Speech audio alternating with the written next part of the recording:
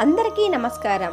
April 10 తర్వాత తులారాశి వారి తలరాత మారబోతోంది. కాలభైరవ అష్టమి ముగియగానే ఆ రాశి వారికి ఊహించిన శుభవార్తలు వినబోతున్నారు. ఈ వీడియో చూసి మీ అదృష్టాన్ని తెలుసుకోండి. చివరిదాకా చూడండి. లక్ష్మీదేవి ఇష్టమైతే ఒక్క లైక్ చేయండి. చాలా కాలంగా పెళ్లి కోసం ఎదురు చూస్తున్నారా? కాలభైరవ అష్టమి తర్వాత తులారాశి వారికి యాగబలం ఎలా ఉంది? మనసుకి వచ్చిన భాగస్వామి దొరికే అవకాశం ఎక్కువ. ఈ సమయాన్ని సద్వినియోగం చేసుకోండి. మీ జీవిత భాగస్వామితో కొత్త అధ్యాయం మొదలు పెట్టండి.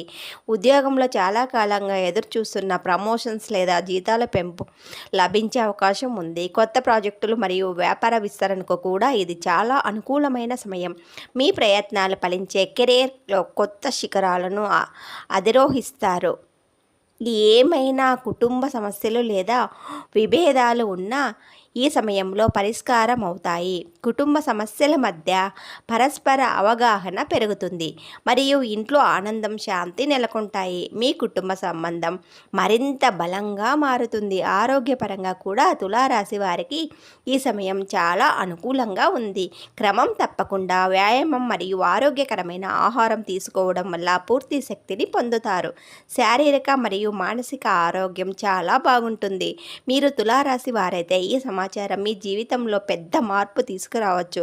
కాలభైరవుడి అనుగ్రహాన్ని పొందడానికి ఓం కాలభైరవాయ నమః అని కామెంట్ చేయండి. మరిన్ని ఇలాంటి ఆసక్తికరమైన వీడియోల కోసం సబ్స్క్రైబ్ చేసుకోండి.